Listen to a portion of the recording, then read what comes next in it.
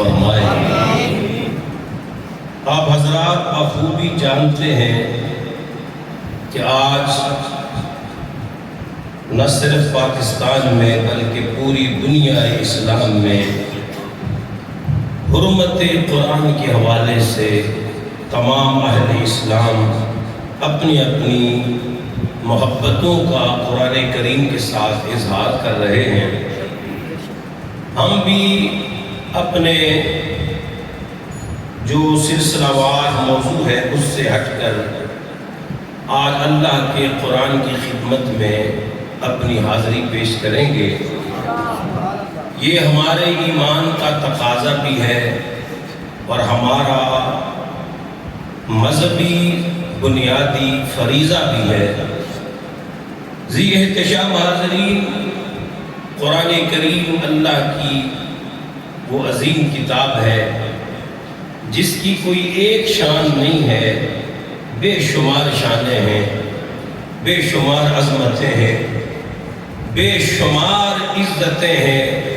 قرآن کریم کے بے شمار اعجازات ہیں۔ سب سے بڑا اعجاز تو قرآن کا یہ ہے کہ یہ کلام اللہ ہے۔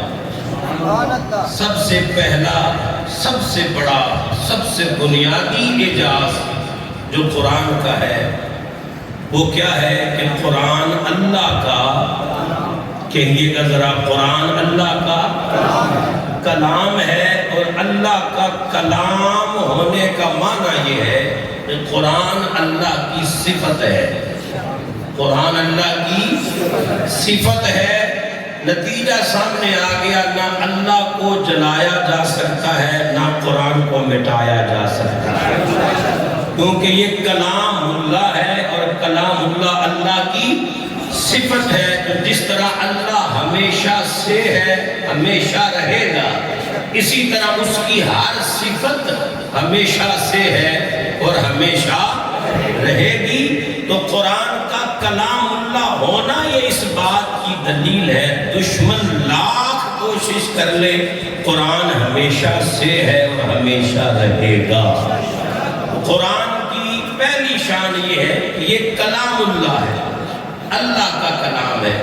اور دوسری قرآن کی بڑی عظمت، بڑی شان اور بڑا اعجاز یہ ہے کہ یہ قرآن مدنی کریم رؤوف الرحیم نبی علیہ الصلوۃ والتسلیم کے پاک سینے پر نازل ہوا ہے۔ کلام اللہ ہونے کے اعتبار سے تورات بھی اللہ کا کلام ہے، انجیل بھی اللہ کا کلام ہے، داؤد علیہ السلام پر نازل ہونے والی زبور بھی اللہ کا کلام ہے، دیگر صحیفے جو نازل ہوئے وہ بھی سب اللہ کا کلام ہے، قرآن بھی اللہ کا کلام ہے۔ کلام اللہ ہونا قرآن کا اعجاز ہے۔ اور دوسرا اعجاز یہ ہے کہ یہ کلام اللہ باقی تمام کتابوں سے افضل اور اعلیٰ اور ممتاز اس لیے ہے کہ یہ محمد عربی کے سینے پہ نازل ہوا ہے۔ جس طرح ہمارے آقا کریم صلی اللہ علیہ وآلہ وسلم تمام نبیوں، رسولوں، پیغمبروں کے سردار ہیں، اسی طرح ہمارے آقا کے پاک سینے پہ نازل ہونے والی کتاب قرآن مجید، قرآن پاک بھی تمام آسمانی کتابوں، صحیفوں کی سردار کتاب ہے۔ تو پہلی شان یہ کہ یہ کلام اللہ ہے، اور دوسری عظمت یہ کہ اس قرآن کو اللہ نے نبی آخر الزمان، امام الانبیاء، خطیب الانبیاء، خاتم الانبیاء کے سینے پہ نازل فرمایا ہے۔ اور تیسری بڑی شان جو قرآن کریم کی ہے وہ یہ ہے کہ اللہ نے اس کلام کی حفاظت کا خود ذمہ لیا ہے۔ باقی جتنی کتابیں رب نے نازل فرمائی ان کو نازل کرنے کے بعد میرے اللہ نے وہ کتابیں اس نبی کے، جس کی وہ کتاب تھی، اس نبی کے اور اس نبی کی امت کے حوالے کر دی۔ پڑھنا بھی تم نے ہے، اس کو بچانا بھی تم نے ہے، سمجھنا بھی تم نے ہے، سمجھانا بھی تم۔ لیکن جب باری آئی نا قرآن کی تو رب تبارک و تعالیٰ نے امت کے حوالے نہیں کیا، بلکہ دستور کیا نازل کیا؟ جب قرآن نازل کیا تو رب تبارک و تعالیٰ نے فرمایا اِنَّا نَحْنُ نَزَّلْنَا الذکر وَإِنَّا لَهُ لَحَافِظُونَ۔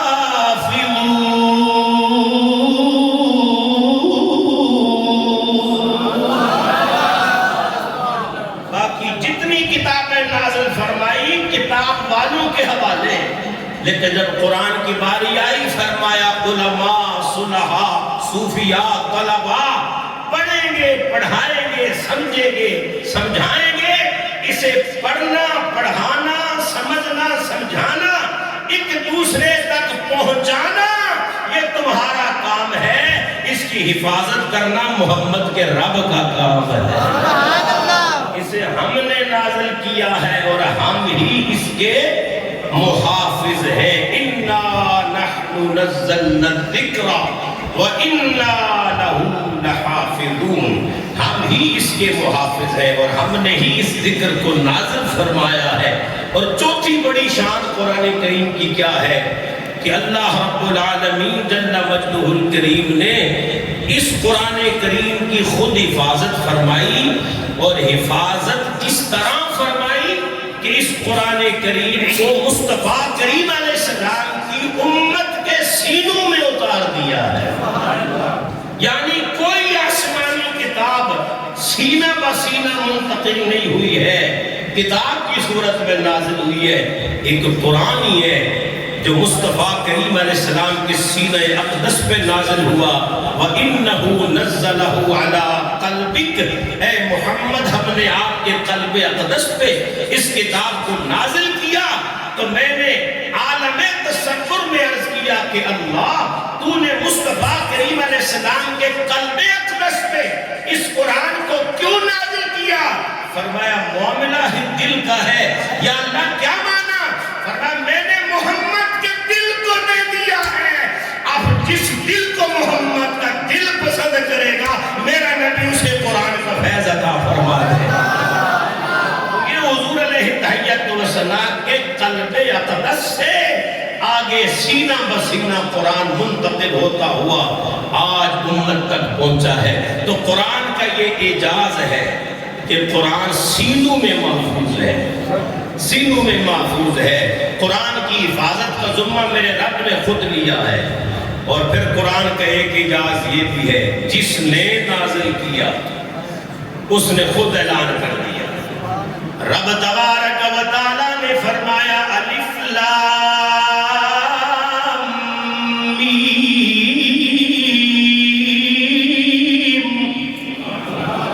ذالک الکتاب لا ریب فیہ ھدی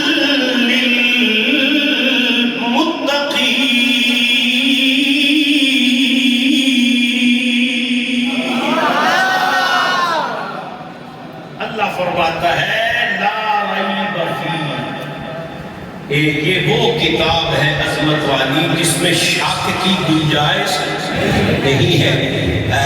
سب سے یہ پہلی سورہ پاک ہے، مدنی سورہ۔ حضور جب مدینہ منورہ تشریف لائے تو سب سے پہلی جو سورہ مدینہ میں نازل ہوئی وہ سورہ بقرہ ہے۔ کہہ سکتے ہیں سبحان اللہ؟ سورہ بقرہ ہے۔ ذالک الکتاب، یہ وہ کتاب ہے، وہ عظمت والی کتاب۔ یہ تو یہ ہونا چاہیے تھا نا، حاضر کتاب، یہ کتاب۔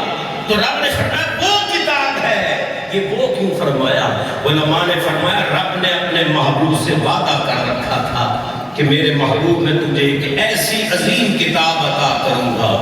یہ ذہن میں رکھیے گا کہ جملہ اللہ نے وعدہ فرمایا تھا۔ اس سورہ بقرہ کے شان نزول میں علماء نے لکھا اللہ نے وعدہ فرمایا تھا کہ میرے حبیب میں تجھے وہ عظیم کتاب عطا کروں گا، ایسی شان والی کتاب عطا کروں گا، نہ وہ مٹائی جا سکے گی، نہ وہ دھوئی جا سکے گی، نہ وہ جلائی جا سکے گی، نہ دنیا سے مٹائی جا سکے گی، اور نہ ہی وہ پڑھنے سے پڑھنے والے کو دل میں اکتاہٹ پیدا کرے گی۔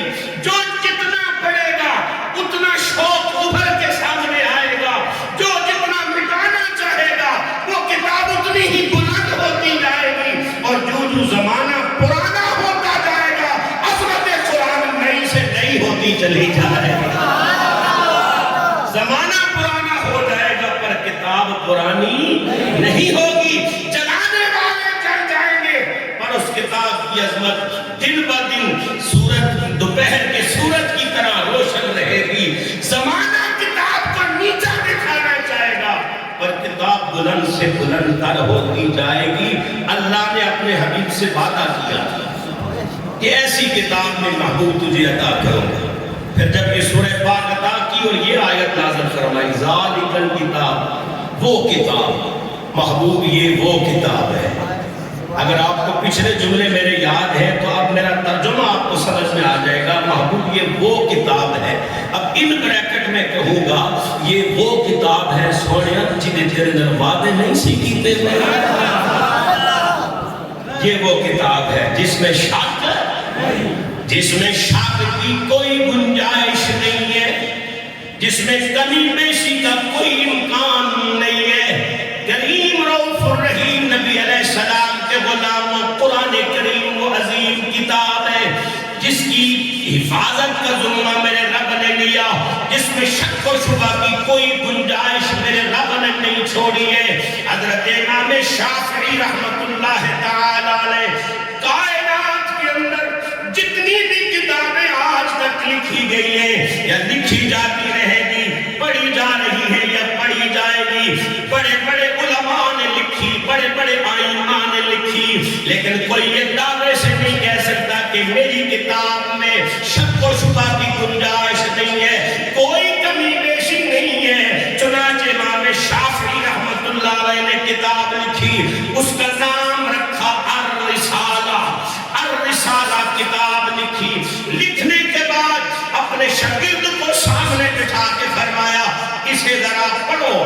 جب اس نے پڑھا آپ نے اپنی لکھی ہوئی کتاب میں کمی بیشی پائی. فرمایا یہاں سے درست کرو، یہاں سے درست کرو. تصحیح ہو گئی. فرمایا پھر پڑھو. اس نے دوسری بار پڑھی، آپ نے پھر تصحیح فرمائی. فرمایا پھر پڑھو. اس نے تیسری بار پڑھی، آپ نے پھر کہیں نہ کہیں سے غلطی پائی، تصحیح فرمائی. 80 مرتبہ شاگرد نے کتاب پڑھی، آپ نے ہر مرتبہ غلطی نکالی. جب 80 بار ہو گئی فرمایا اسے پھینک دو. کائنات میں کوئی کتاب ایسی ہو ہی نہیں سکتی جو غلطی سے پاک ہو. اگر یہ شان حاصل ہے تو صرف رب کے قرآن کو حاصل ہے.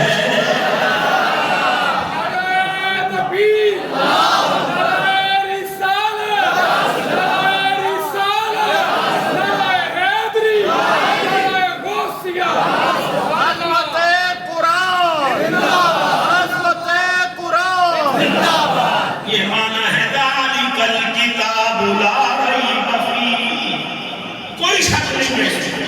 اور پھر فرمایا اگر تمہیں شک ہے، تمہیں لگتا ہے کہ یہ محمد نے اپنے ہاتھوں سے لکھی ہے یا محمد نے صلی اللہ علیہ وسلم اپنے ذہن سے یہ تراشی ہوئی چیز ہے، ان کے ذہن کی بنائی ہوئی چیز ہے، من گھڑت ہے، اس سے کہانیاں ہیں، تو چلو اللہ فرماتا ہے تم بھی مل بیٹھو سارے، مل بیٹھو سارے. اور صرف تم ہی نہیں، اپنے ساتھ اپنے معبودوں کو بلو.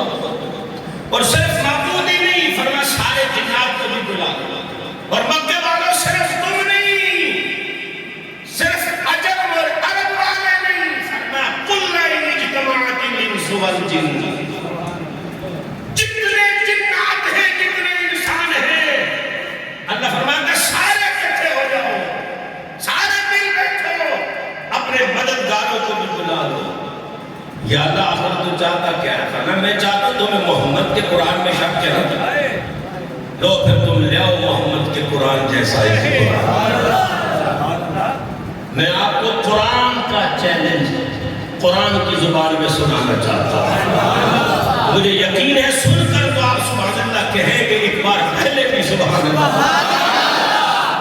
رب تبارک و تعالیٰ نے فرمایا قل ان اجتمعت الانس والجن علی ان یأتوا بمثل هذا القرآن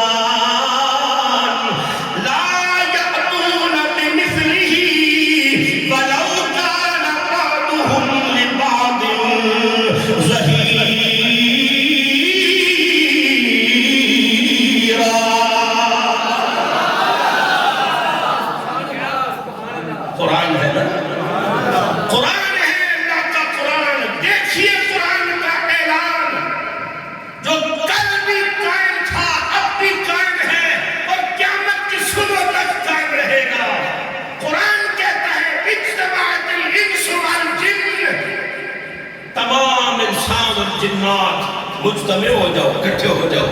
وَلَوْ كَانَ بَعْضُهُمْ لِبَعْضٍ ظَهِيرًا، اور بعض کے مددگار بن جاؤ، ایک دوسرے کے مددگار بن جاؤ.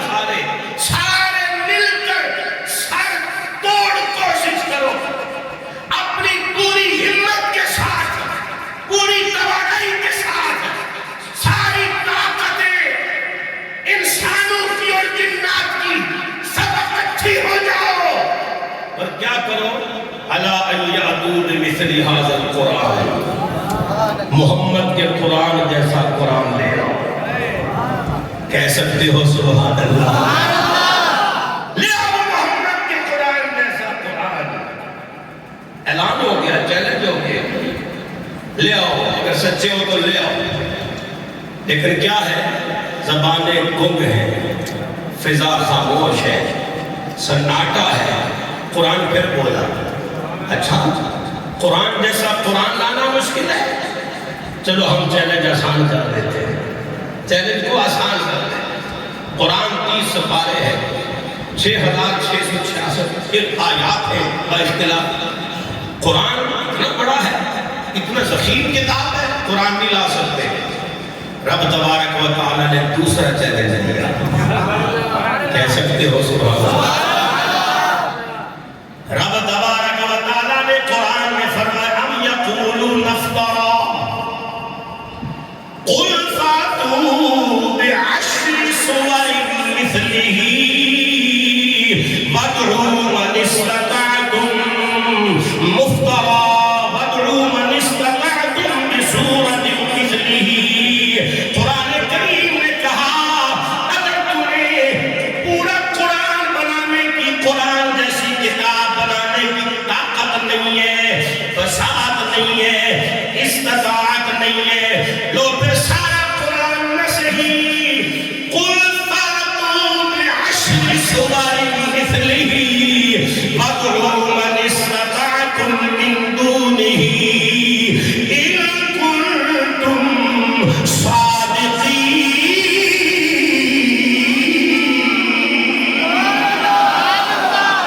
کہتے سارا قرآن تم نہیں لا سکے، نہ تم لا سکتے ہو. چلو ایسے کرو، سارا قرآن نہ صحیح اور میرے قرآن کی 10 سورتوں جیسی صورتیں بنا. 114 صورتیں، اللہ فرماتا ہے 10 صورتوں جیسی. فاتوا بعشر سور مثلہ. لیکن کیا ہے؟ خاموشی ہے، سناٹا ہے، فضا خاموش ہے. کل بھی خاموش تھی، آج بھی خاموش ہے. پھر قرآن نے چیلنج بدلا. نہ تم قرآن جیسا قرآن لا سکتے ہو، نہ قرآن کی 10 سورتوں جیسی 10 صورتیں لا سکتے ہو.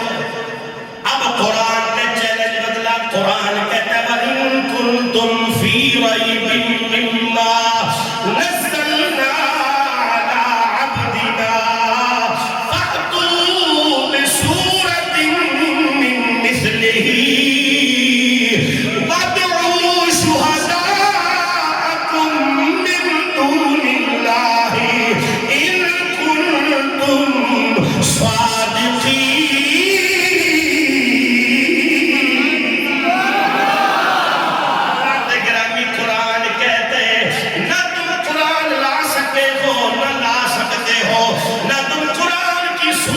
جیسی 10 صورتیں لا سکے ہو، نہ قیامت تک لا سکتے ہو. قرآن کہتا ہے چلو قرآن بھی چھٹو، 10 صورتیں بھی چھٹو، قرآن کی ایک صورت جیسی صورت ہی بنا. ایک صورت جیسی صورت بنا لو. بڑیاں بھی صورتیں ہیں، چھوٹیاں بھی صورتیں ہیں. قرآن کریم نے جناب مختص نہیں کیا کہ کون سی صورت جیسی صورت، نہیں فرمایا کسی بھی صورت جیسی کوئی ایک چھوٹی سی صورت بنا لا. لیکن کیا ہے؟ خاموشی ہے، زبانیں گنگ ہیں، ساری فصاحت و بلاغت گنگ ہے. عرب والے خاموش ہیں قرآن کے سامنے. اب قرآن نے پھر چیلنج بدلا. قرآن نے پھر چیلنج بدلا. آج قرآن کی حرمت کے لیے کوئی بندہ بھی خاموش نہیں بیٹھے گا. ہر بندہ غیرت ایمانی کا ثبوت دے کے بولے گا. قرآن کی عظمت میں سبحان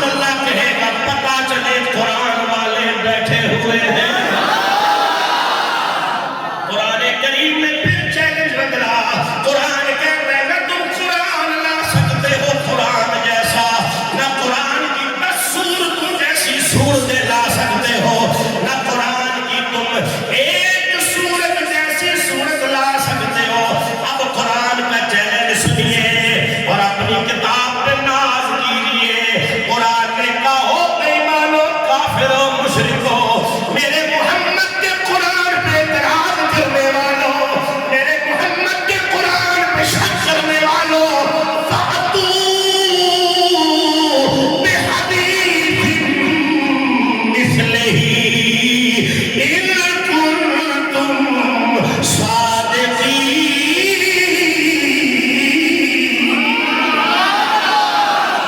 قرآن نے کہا مجھ جیسی کتاب لاؤ، ہم نہیں لا سکتے. قرآن نے کہا 10 سورتیں لاؤ، ہم نہیں لا سکتے. قرآن نے کہا 1 سورت لاؤ، ہم نہیں لا سکتے. اب قرآن نے کہا نہ قرآن کی بات ہے، نہ سورتوں کی بات ہے، نہ سورت کی بات ہے. فَأْتُوا بِحَدِيثٍ مِثْلِهِ. قرآن کہتے ہیں میرے ایک کلمے، میرے ایک جملے جیسا جملہ ہی لے آؤ، میرے کلمے جیسا کلمہ ہی لے آؤ. اگر تم سچے ہو تم نہیں آ سکتے، اس لیے تم جھوٹے ہو. قرآن سچا ہے. آئیے سارے بولیں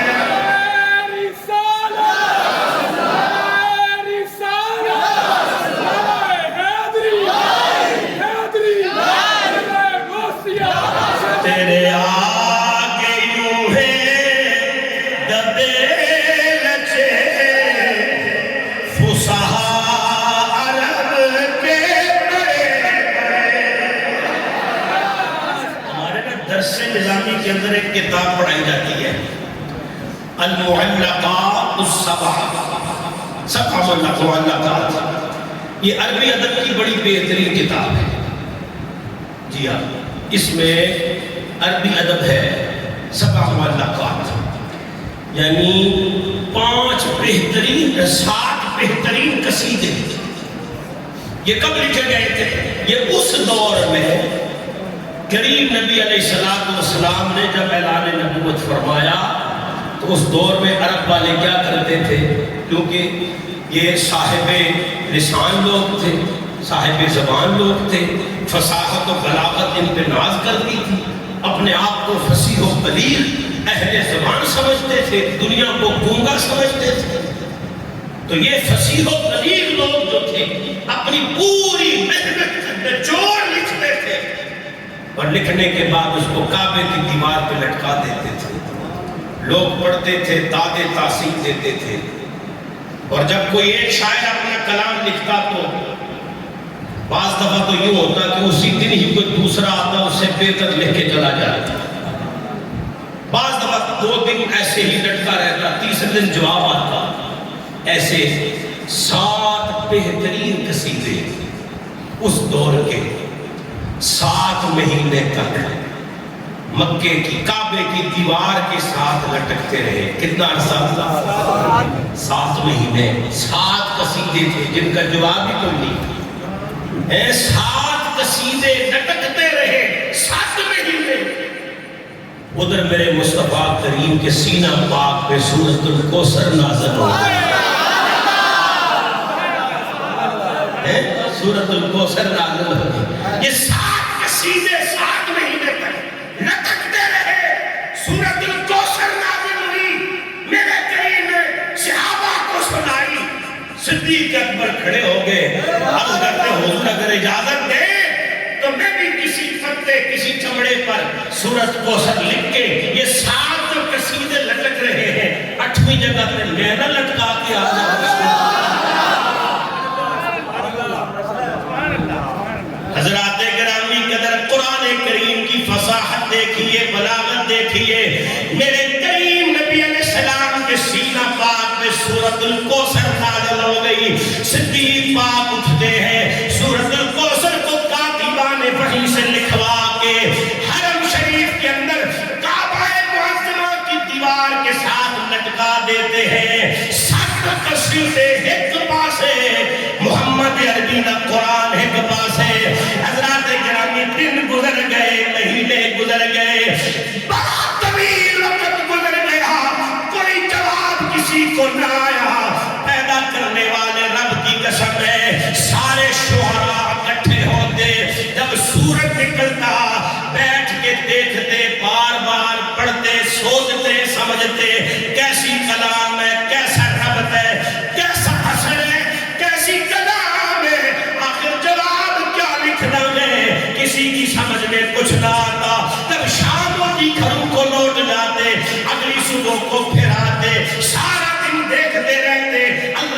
پر کچھ سمجھ میں نہ آتی، شام کو پھر گھروں کو لوٹ جاتے، دن گزر گئے، مہینے گزر گئے، ایک دن ان میں سے بڑا شاعر جس کا نام تھا لبید، اس نے کہا لاؤ قلم مجھے دو، سارے خوش ہو گئے، کہنے لگے لگتا ہے ہمارے رئیس کو، ہمارے سردار کو، ہمارے امام جو امام الشعراء لبید ہے، اس کو کوئی بات سمجھ میں آ گئی ہے، یہ اس کا جواب لکھنے لگا ہے۔ اس وقت لبید نے قلم اٹھایا، اس کے بعد اس کے آگے کیا لکھا، حاضرین مجلس سن کر محظوظ بھی ہونا، قرآن کی عظمت و حرمت میں قربان بھی ہو جانا۔ پیچھے لکھا ہے اِنَّا أَعْطَيْنَاكَ الْكَوْثَرَ فَصَلِّ لِرَبِّكَ وَانْحَرْ إِنَّ شَانِئَكَ هُوَ الْأَبْتَرُ۔ میرے نبی پاک علیہ السلام کے پاک سینے پہ نازل ہونے والی سورہ کوثر لکھی ہے، بڑے دنوں بعد، بڑے مہینوں بعد، بڑی مدتوں بعد کسی نے قلم اٹھایا کچھ لکھنے کے لیے، اور جب پڑھا، پڑھنے کے بعد سمجھا، سمجھنے کے بعد اب لکھا، تو کیا لکھا؟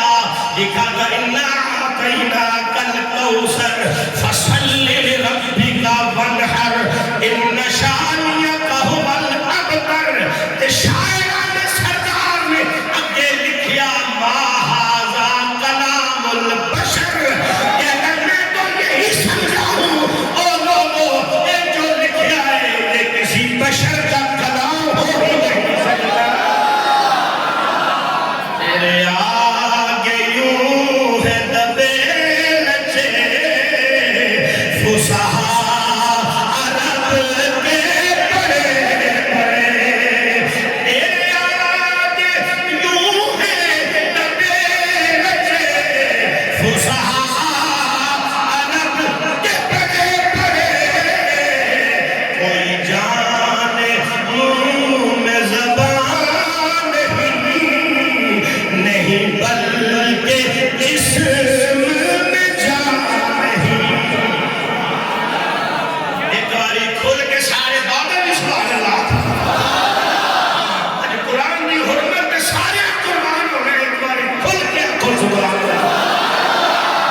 کوئی جانے منہ میں زبان نہیں بلکہ جسم میں جان۔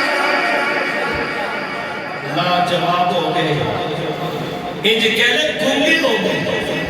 قرآن نے اپنی عظمت اس طرح منوائی ہے، اپنی صداقت حقیقت اس طرح منوائی ہے، اپنا لاجواب بے مثال پاک کمال ہونا اس طرح منوایا ہے۔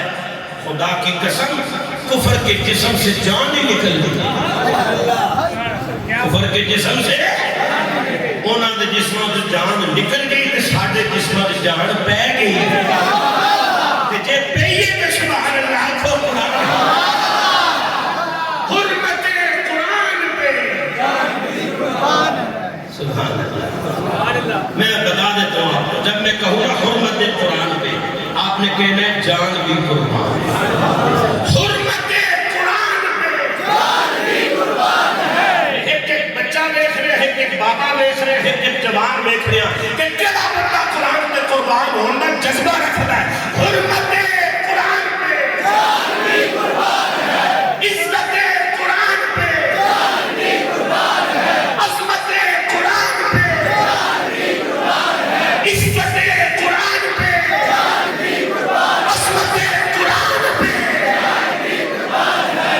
یہ آواز صرف جامع مسجد غوث رضویہ سے نہ اٹھے، بلکہ 50 اسلامی ممالک سے اٹھے کہ خدا کی قسم کافران دیتے ٹھوس ہو جائے،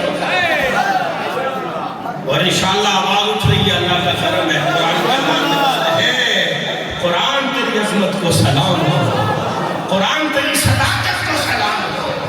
اچھا، جب بندہ دلیلوں سے جواب نہ دے سکے، دلائل جہاں انسان کے ختم ہو جائیں، جب دلائل کی دنیا میں بندہ ہار جائے تو پھر وہ کیا کرتا ہے؟ وہ وہی کچھ کرتا ہے جو کافر بے ایمان کر رہے ہیں، جو کافر بے ایمان قرآن کریم کے نسخے کو معاذ اللہ ثم معاذ اللہ جلایا گیا، جی کبھی نبی پاک علیہ السلام کی عزت و ناموس کو نشانہ بنایا جاتا ہے، کبھی قرآن جلایا جاتا ہے، کبھی حضور کی آل پاک کو نشانہ بنایا جاتا ہے، کبھی میرے آقا کے اصحاب کو نشانہ، کبھی شریعت کو نشانہ بنایا جاتا ہے، کبھی دین اسلام کو نشانہ بنایا۔ یہ کافر، یہ یہودی، یہ نصرانی، یہ عیسائی، یہ ملت کفریہ، یہ ساری ملت آخر ایسا کیوں کر رہی ہے؟ یہ سب کچھ کر کے ہمیں تمہیں بتا رہے ہیں تم جیت گئے ہو، ہم ہار گئے ہیں۔ اب ہمارے پاس دلیل کوئی نہیں ہے، اب مرتا کیا نہ کرتا، ہونا سائے خود کچھ ہی کرنا ہے۔ لیکن یاد رکھیے قرآن وہ عظیم کتاب ہے جس کے محافظ مولوی نہیں ہیں، جس کے محافظ عالم نہیں ہیں، جس کے محافظ یہ 50 اسلامی ممالک نہیں ہیں، جس کے محافظ میں اور تو نہیں ہے۔ قرآن کا محافظ تو مدینے والا بھی نہیں ہے، خدا کی قسم قرآن کا محافظ خود میرا رب ہے، خود میرا رب ہے۔ اچھا انہوں نے پیڑ کا لی بھائی تورات میں تو ہم تبدیلی کر چکے، انجیل میں ہو گئی زبور، تو یہ قرآن کے لیے بچ گیا، قرآن کی میں بچ گیا، یہ اپنی مرضی کا کیوں نہیں بنا پائے، اس میں تبدیلی کیوں نہیں ہوئی؟ قرآن نے کہا میں انجیل نہیں ہوں، میں زبور نہیں ہوں، میں صحیفہ نہیں ہوں، ذالک الکتاب لا ریب فیہ، میں منزل من اللہ، اللہ کا قرآن ہوں۔ میری زیر کے سامنے سب زیر ہیں، جتنے قرآن کو زیر کرنے آئے، کو پہلا واقعہ نہیں، جب انڈیا پر انگریزوں کی حکومت تھی تو قرآن کریم جلائے گئے تھے، گھروں سے نکالے گئے، الماریوں سے، مساجد سے، مدارس سے، چھاپا خانوں میں جو قرآن چھپتے تھے وہاں سے نکال کر جلائے گئے، ڈھیر لگایا گیا اور راکھ قرآن کی بہائی گئی۔ یعنی یوں لگ رہا تھا کہ ویسے شاید اب کہیں قرآن کا کوئی نسخہ ہے ہی نہیں، اور ایسے ہی کر دیا تھا ان بے ایمانوں نے۔ پھر قرآن کی عظمت کے حق میں حفاظ کی ریلی نکلی ہے جن کے سینوں میں قرآن تھا، نہ کیا الماریاں تھیں تو چلو کٹ کے جلا دو گے، الماریوں سے نکال کے تم قرآن شہید کر دو گے، یہ قرآن کے چھاپا خانے بند ہو جائیں گے، یہ الماریوں سے قرآن ختم ہو جائے گا، اور جو محمد عربی کے غلاموں کے سینوں میں چلا گیا ہے وہ تھوکی میں کٹو گے۔ حضرات گرامی قدر، جس وقت انڈیا کی سرزمین پہ غیور حفاظ صرف حافظ نہیں تھے، عاشق تھے قرآن کے، وہ خدا کی قسم خون کے آنسو ہوتے ہوئے قرآن کی بے حرمتی پر ان کے جذبات دیکھنے والے تھے، قربان ہوتے ہوئے انڈیا کی سرزمین پہ جب باہر نکلے، تاریخ والوں نے لکھا 1,00,000 حافظ اکٹھا ہوئے ہیں، اچھی 1,00,000 حافظ اکٹھا ہوئے ہیں، حافظوں نے ریلی نکالی، حافظوں نے احتجاج کیا، حافظوں نے قرآن کے ساتھ اپنی محبت کا، اپنی وفا کا عہد توڑایا، اور لکھنے والا بھی کمال کر گیا، کہتا ہے 1,00,000 حافظ تھے جنہوں نے ریلی نکالی، اور ان حافظوں کی قیادت کرنے والے جو حافظ تھے وہ نابینا حافظ تھے، وہ نابینے حافظ صاحب تھے جنہوں نے 1,00,000 حافظوں کی ریلی کی قیادت کی ہے۔ نابینے حافظ نے کائنات میں کفر کو چھجوڑ کے رکھ دیا، اس نے کہا تم کیا سمجھتے ہو اگر قرآن کتابی شکل میں نہیں رہے گا، یہ آیتیں، یہ سورتیں، یہ سطریں، یہ سپارے اگر صفوں پر نہیں رہیں گے تو قرآن پڑھنے والا کوئی نہیں رہے گا۔ آؤ دیکھو میں نابینا ہوں، نہ میں قرآن میں کیا، نہ قرآن دیا سورتہ میں کیا، نہ قرآن دیا سطرہ میں کیا، نہ قرآن دے سپارے میں کھے، نہ قرآن میں حرف میں کھے، محمد عربی کا سارا قرآن مجھ نبی کے سینے میں محفوظ ہے.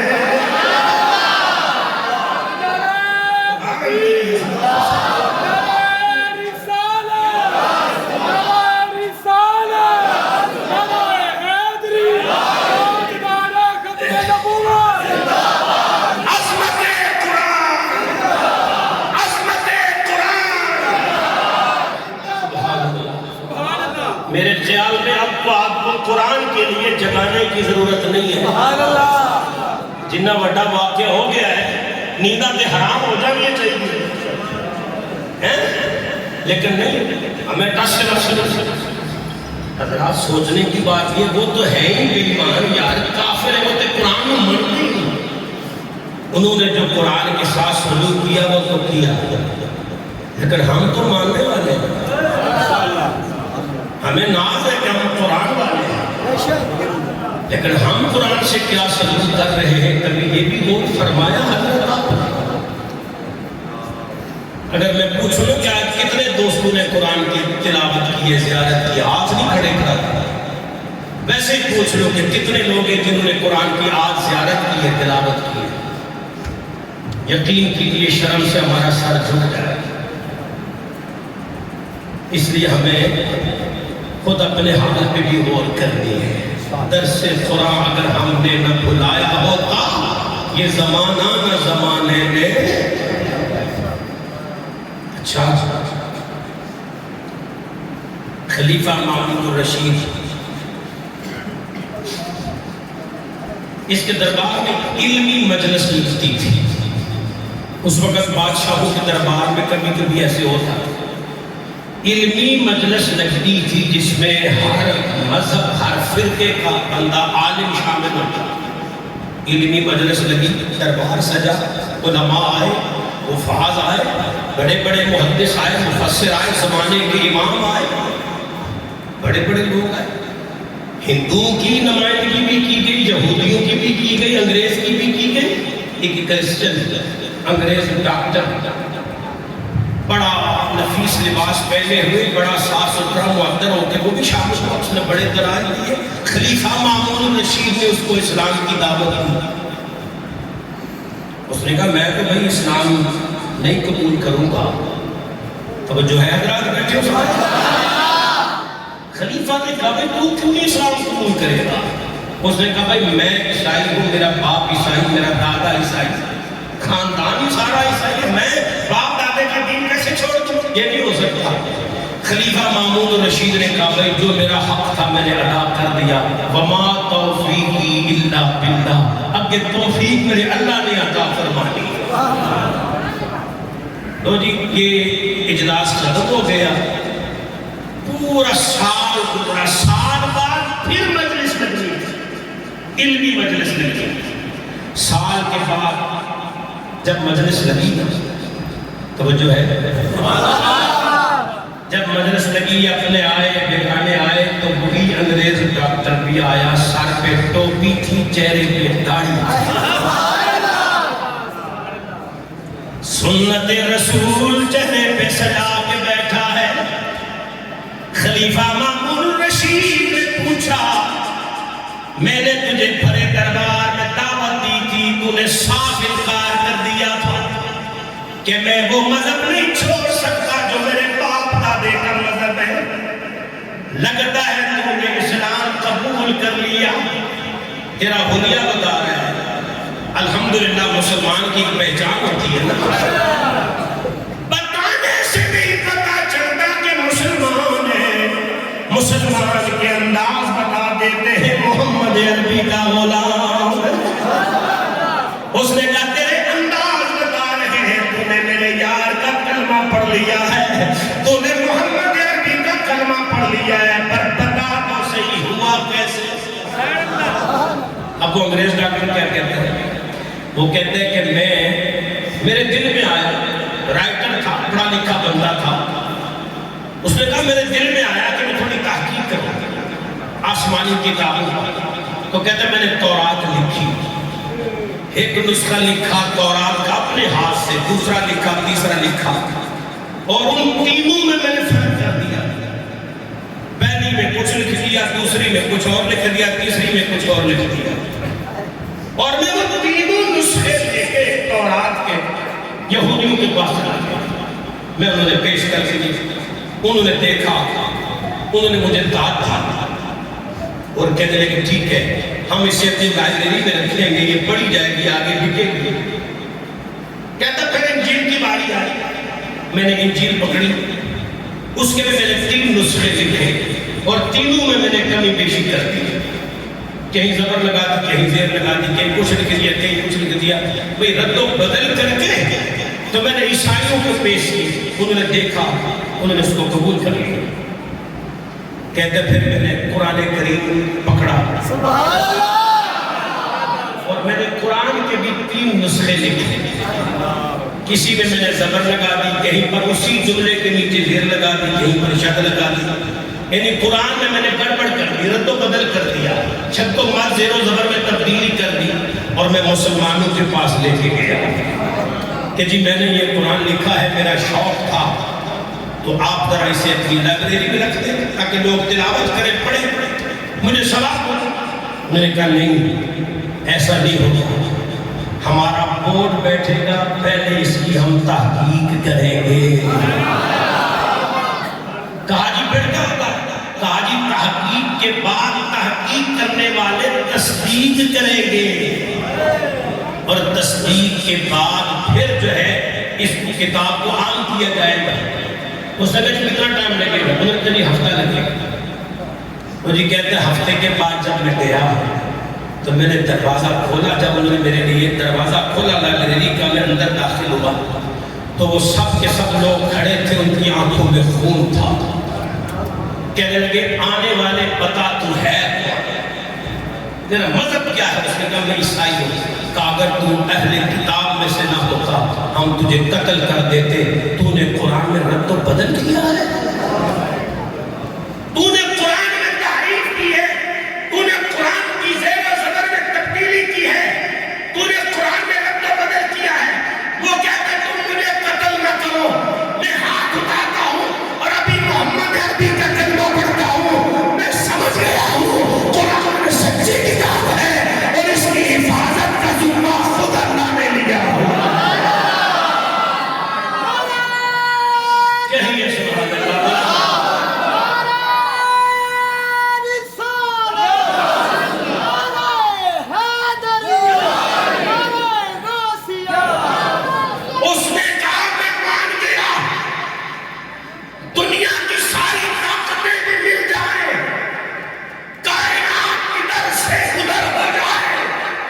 زمین و آسمان ایک ہو جائے، کائنات بدل سکتی ہے، قرآن کی بات نہیں بدل سکتی۔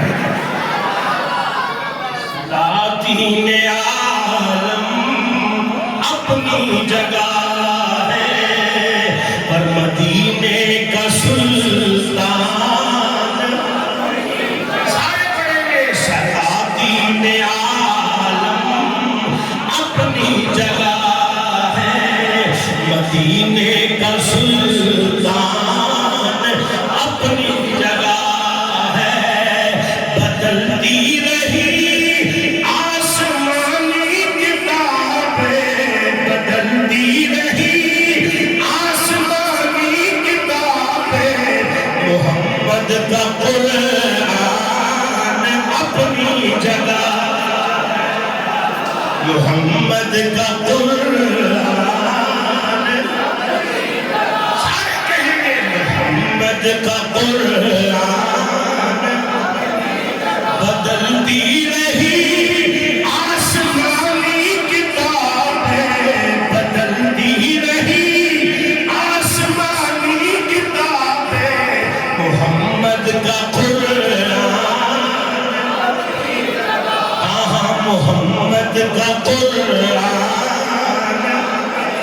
بڑی ہی خوبصورت روایت سنا کے بات ختم کر رہا ہوں۔ حضرات گرامی، ایک ہوتا ہے ظاہر، ایک ہوتا ہے باطن۔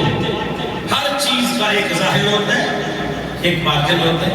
اس طرح ہم انسان ہے، ہمارا بھی ایک ظاہر ہے اور ایک باطن ہے۔ یہ ظاہری ڈھانچہ ہے نا ہمارا، یہ 4 چیزوں سے بنا جی، پانی، ہوا، آگ، مٹی، 4 عناصر، 4 چیزوں سے ہمارا ظاہری وجود رب نے خلق فرمایا۔ اس پر بڑی بات ہو سکتی ہے لیکن وقت مختصر ہے۔ 4 عناصر سے اللہ نے ہمارا یہ جسم بنایا۔ جن 4 چیزوں سے اللہ نے ہمارا جسم بنایا، ان 4 چیزوں کا تعلق اسی زمین سے ہے۔ تو جسم اللہ نے ان 4 چیزوں سے بنایا جن کا تعلق زمین سے تھا، تو اللہ نے اس جسم کی غذا اور اس جسم کی خوراک بھی اللہ نے اسی زمین سے ہی رکھی ہے، اسی زمین سے ہی رکھی ہے۔ جیسے گندم ہو گئی، اناج ہو گیا، پھل فروٹ ہو گیا، کوئی چیز بھی لے لیں، یہ ہمارا ظاہر جسم ہے، اس کی خوراک بھی اللہ نے اس زمین سے رکھی ہے، کیونکہ زمین کی 4 چیزوں سے اللہ نے انسان کا جسم بنایا۔ لیکن جو انسان کا باطن ہے، انسان کی روح ہے، وہ یہاں کی چیز نہیں ہے، وہ روح اس جہان کی چیز ہے ہی نہیں ہے، وہ روح فضائی بھی نہیں ہے کہ آپ کے فضا سے آگے، خلائی بھی نہیں ہے، نہیں ہے۔ یسألونک عن الروح قل الروح من امر ربی۔ 4 عناصر سے اللہ نے انسان کا جسم بنایا، کیونکہ جسم کو زمین سے بنایا، خوراک بھی زمین سے دی، روح کو جسم کی جو روح اندر روح ہے، اس روح کو میرے اللہ نے زمین کی کسی شے سے نہیں بنایا۔ کیسے بنایا؟ فرمایا روح اللہ کا امر ہے، روح عالم بالا کی چیز ہے، روح لامکانی چیز ہے، روح خدائی مخلوق ہے۔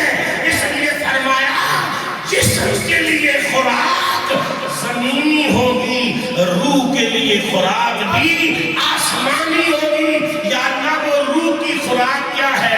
فرمایا وہ روح کی خوراک محمد کا قرآن ہے، وہ روح کی خوراک میرا کلام ہے، میرا قرآن ہے۔ اس لیے علماء فرماتے ہیں اگر دل مردہ ہو جائے، روح مردہ ہو جائے، تو پھر کیا کرو؟ کثرت سے تلاوت قرآن کرو، دل زندہ ہو جائے گا۔ بات ختم کر رہا ہوں۔ قرآن کریم روح کی غذا ہے، نہیں میں گل اگلی کرنی ہے تے تو جڑی چپ ہے نا بڑی عجیب ہے۔ قرآن مومن کی روح کی غذا ہے، قرآن مومن کی روح کے لیے شفا ہے، قرآن مومن کی روح کا نور ہے، قرآن مومن کی روح کی غذا ہے۔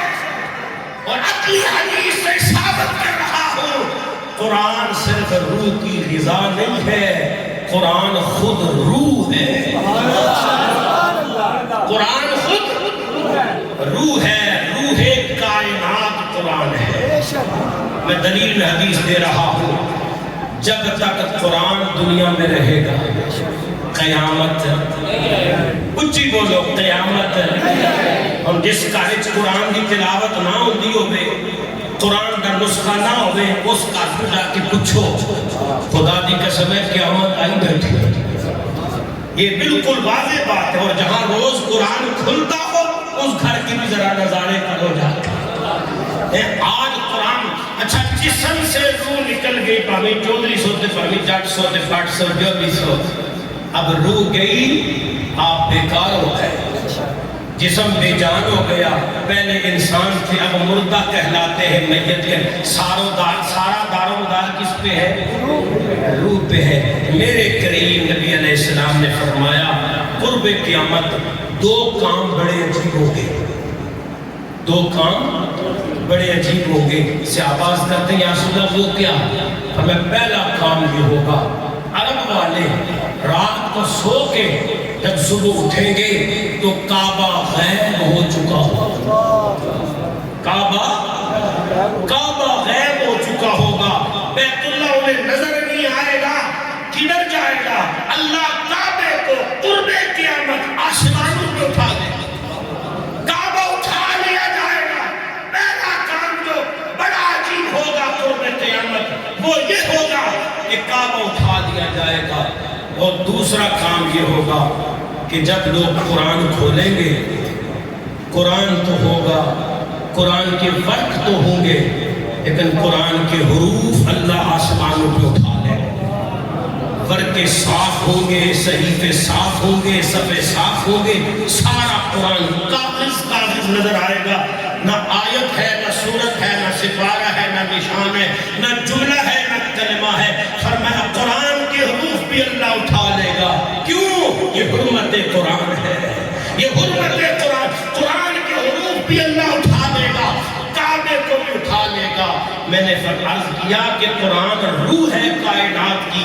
اب جب قرآن نکل جائے گا نا کائنات سے، جب قرآن کائنات سے اٹھ جائے گا، قرآن کا نور چلا جائے گا، صحیفے خالی ہو جائیں گے، قرآن کے حروف اٹھا لیے جائیں گے، میرے نبی فرماتے بس قرآن کی روح جب کائنات سے نکل جائے گی، پھر قیامت آنا شروع ہو جائے گی، پھر زلزلے آئیں گے، پھر مغرب سے سورج طلوع ہوگا، پھر جناب آندھیاں چلیں گی، اور نہ جانے کیا کیا ہوگا۔ یہ سب کب ہوگا؟ جب قرآن اٹھ جائے گا۔ جب تک قرآن ہے میں بھی محفوظ ہوں، آپ بھی محفوظ ہیں، امت محفوظ ہے، خدائی محفوظ ہے۔ یہ جڑے قرآن کو ساڑ دے بیٹھے نا بے غیرت ہے، ان بے غیرتوں کو بھی نہیں پتا کہ ہمارا وجود بھی اللہ جو برداشت کر رہا ہے صدقہ قرآن کا ہی ہے۔ ہم بے غیرتوں کا وجود بھی جو رب برداشت کر رہا ہے، یہ بھی صدقہ گنبد خضرا کے مکی کا ہے اور محمد عربی کے قرآن کا ہے۔ اگر قرآن ہو اور صاحب قرآن نہ ہو، ایک لمحے سے پہلے کائنات میں قیامت آ جائے۔ قرآن تھا، قرآن ہے اور قرآن رہے گا۔ عظمت قرآن پر جنہیں نہیں بولتے انہیں کہ افسوس ہی کیتا جا سکتا ہے اور کچھ بھی نہیں۔ عظمت قرآن پر، حرمت قرآن پر، عزت قرآن پر، عظمت قرآن پر۔ یہ بابا جنو علاوہ انہوں نے کو بھی آکھن عظمت قرآن پر، بابا جی قدردان صاحب عظمت قرآن پر، سارے عظمت قرآن پر، عزت قرآن پر۔ اللہ آپ کا یہ ذوق شوق قبول کرے، قرآن سے ہمیں محبت عطا فرمائے۔ دفاع کا ایک انداز یہ بھی ہے اور قرآن